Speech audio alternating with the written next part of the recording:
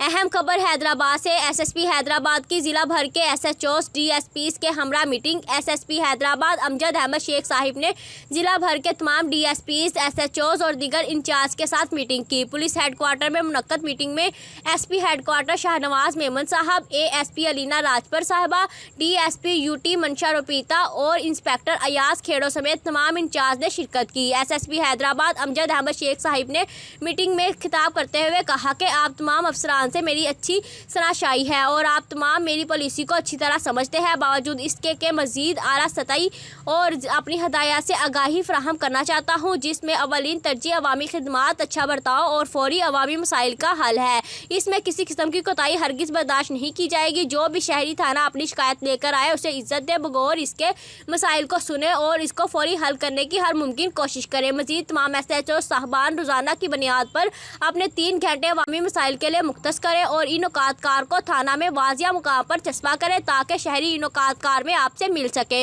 हमायती news से fame Ahmad दराई की report. मज़ीद खबरों के लिए देखते रहें हमायती न्यूज़ HD।